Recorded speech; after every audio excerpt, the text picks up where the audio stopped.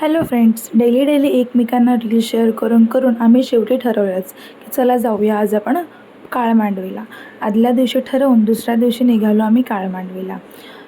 आम्ही पहाटे निघालो 6:30च्या दरम्यान आणि आम्हाला जायचं होतं घोडबंदरहून वसईला. वसईला आम्ही 2 ट्रेनना कलेक्ट करून पुढे जाणार होतो, सौरभ दादा आणि आकांक्षाताई. तर ते दोघंजणं येऊन थांबले होते. आम्ही पण निघालो सकाळी 6:30 वाजता. सकाळी निघून मस्त असं खाडीचा व्ह्यू घेत घेत आणि सूर्याला बघून आमच्या दिवसाची सुरुवात झाली.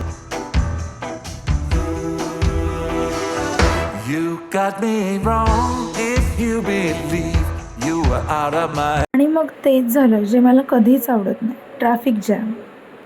साला ये दुख काय खत्म नहीं होता बे. लिटरली आम्ही स्टक झालो होतो. आम्हाला पुढे जायला काहीच चान्स नव्हता आणि तरीही त्यातून गणपती बाप्पा मोरया करून आम्ही गाडी काढलीच आणि निघालो पुढच्या प्रवासाला. आम्हाला 8 वाजेपर्यंत पोचायचं होतं वसईमध्ये. आम्ही निघालो होतो घरून 6 वाजता.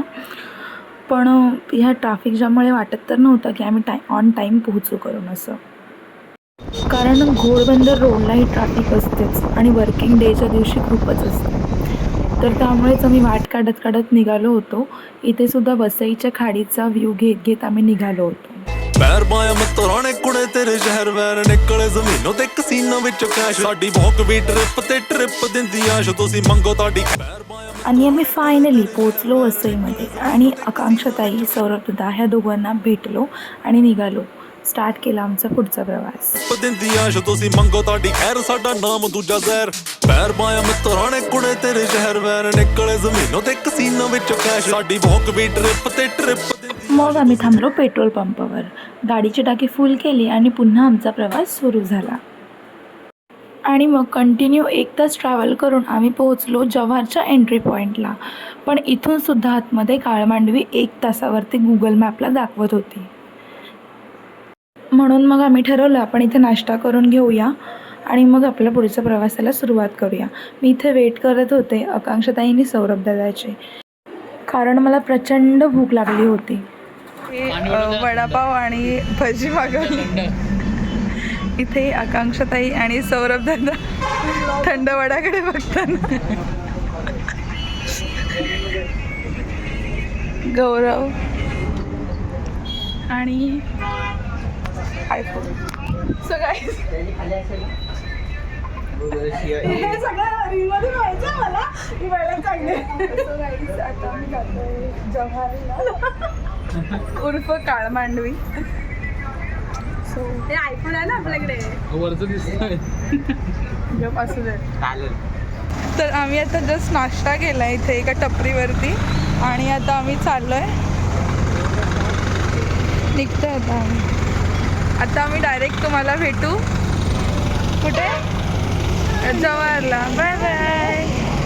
ताई आणि सौरभ दादा हे दोघं जण जस्ट आता पुढे निघाले. आम्ही त्यांच्या मागे मागे फॉलो करत जातो आहे. ऑलरेडी गौरवने 120 किलोमीटरच्या आसपास गाडी चालवली होती, म्हणून थोडा समजूतदारपणा दाखवला आणि गाडी मी चालवायला घेतली. आपण BGMI मध्ये खेळतो एवढे मोठे मोठे असतात ना, आपण लांबनं बघतो. आणि मग रायडिंग एन्जॉय करत आम्ही डेस्टिनेशनची वेटिंग करत होतो.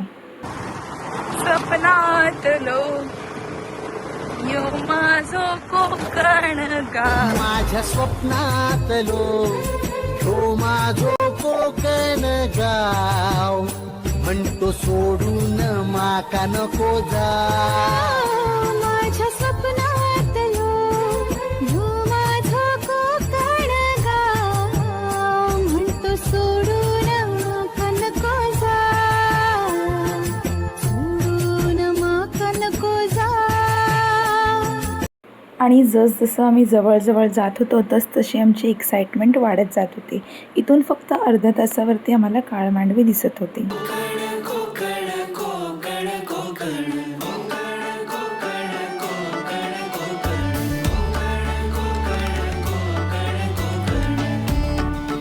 आणि आम्ही फायनली येऊन पोचलो काळमांडवीच्या एंट्री गेटला. ज्या प्रकारे विचार केला होता त्या पद्धतीने ते गर्दीही खूप होती. खूप लोक चालत जात होते. कदाचित ते आजूबाजूच्या गावाचे असावेत किंवा ट्रेकर्स असावे. देवतांचा महाल कोकण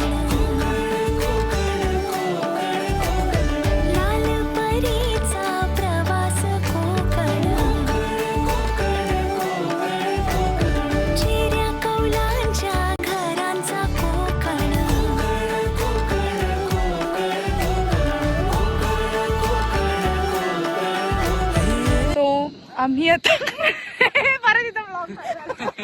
आम्ही just पोहोचलोय. जस्ट आम्ही पोहोचलोय. तर तुम्हाला मी अपडेट देतच राहीन. सॉरी.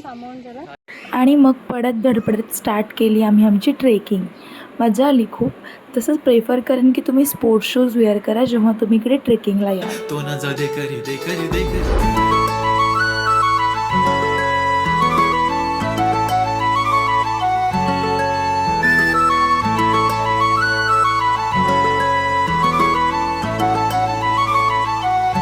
इथून उतरणं खूप रिस्की होतं आणि थ्रिलिंगसुद्धा, पण एक्साइटमेंट पण तेवढीच होती कारण इथे बॅम्बू स्टेअर्स होत्या.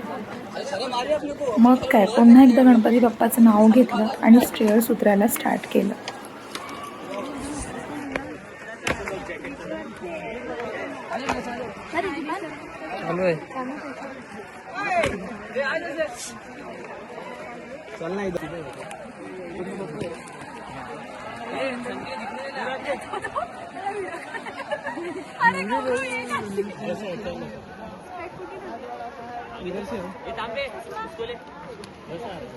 खरं तर मला हाईट्सवरून उतरण्याची खूप भीती वाटते, पण एक्साइटमेंट पण खूप होती म्हणून आम्ही स्टार्ट केलं. बसून का होईना मी डोंगर उतरायला स्टार्ट केला.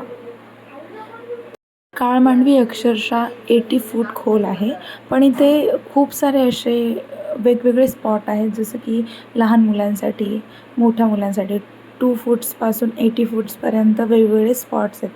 त्या मानाने आपण तिथे उड्या मारू शकतो. आणि इथे लाईव्ह जॅकेट पण अवेलेबल आहेत, त्यामुळे आम्ही तर लाईव्ह जॅकेटच यूज केले. फायनली आम्ही धबधब्याच्या पायथ्याजवळ आलो आणि 100 rupees per person live jacket घेतला आणि वेअर करून आम्ही उड्या मारायला स्टार्ट केले.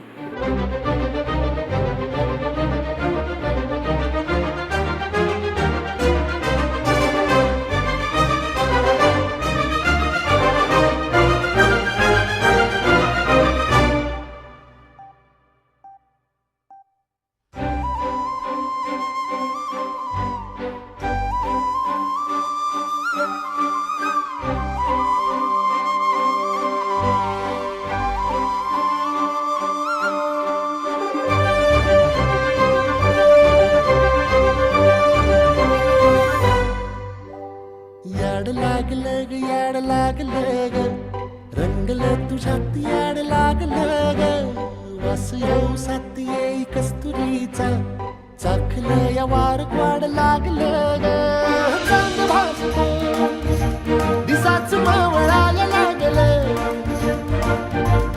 आस लागली मनात कळवायला लागलं,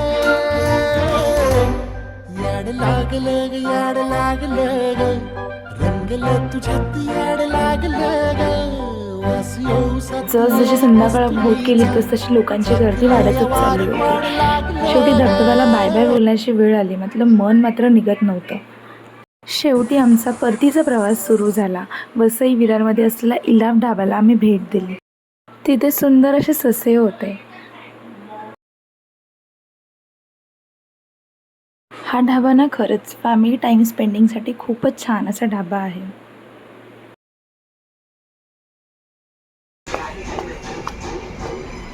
ही बघा, आकांक्षा, सौरभ आणि हा गौरव. तर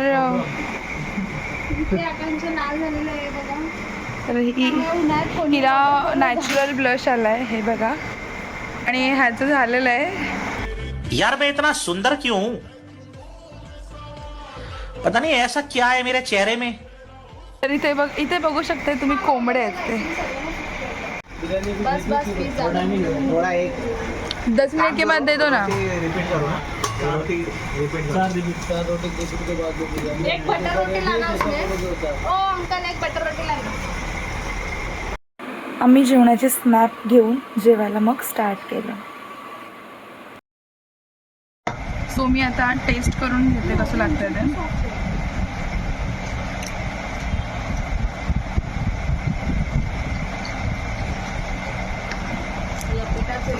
खूप सुंदर आहे. चिकन लपेटा खाऊन मग मी घेतली दम बिर्याणी, जी की होती प्रॉन्स बिर्याणी.